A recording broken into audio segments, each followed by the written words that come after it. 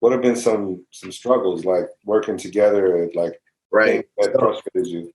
all Like, right. 'cause So a I big think part my of the biggest, process of thinking art is plugging in and then getting used to the current. You know what I'm saying? Like, because ex- you got how you were doing things before you came to us, and then came the challenges. You know, like, oh so what have yeah, been some of your frustrations? my frustrations were like, it's like weird because it's like, I was so used to like dropping music 24/8. Like I had a problem like, and most artists don't even feel like that, but me, like you can ask Doc if he let me, I would drop like literally every other week, which is like a thing. Hmm. So then we got into this like thing of like you have to space out your releases, and I'm like, you have to do what? Like, so that was a big struggle for me. And honestly, one of my biggest struggles was like with my first A&R.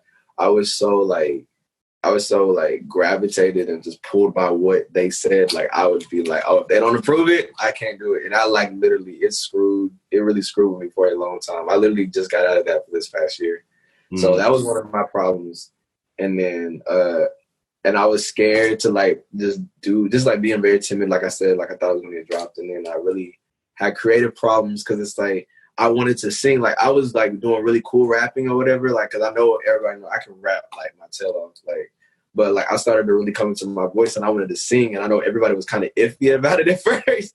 And I was just like, no, I can do this. So me and my A&R, we fought. Me and my A&R like was fighting each other for a while to the point where I was like, you know what, screw it. I'm just gonna do what I want, and I'm gonna try to sing things. So what I started doing is like doing like my own little series or whatever, everything on every Saturday on IG, and people started really liking me like singing and stuff like that. Mm. So then I had this idea. I put it, and it's like I actually didn't even tell Doc about it. I was like, I'm gonna just put it.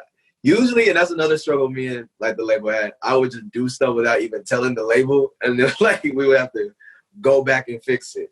So that was one thing. Yeah. Yeah, I was kind of crazy, but I remember I really wanted to start singing a lot, and I was like, yo, you know what? Like, I don't care what anybody says. I'm just put it on IG. I'm like, you know what? Would you guys like want to hear me do something like singing? People were like, okay, sure.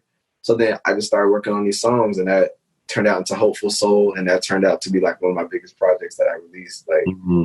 and I think that's the time where I realized, because Doc said this to myself. He was like, yeah, bro, we weren't like, sure, but like Hopeful Soul was a great thing. Like, and I'm like, oh wow, like I can do ideas that I want for myself, even if people don't like really see it right now, but they'll trust me and we can do it and it'll work.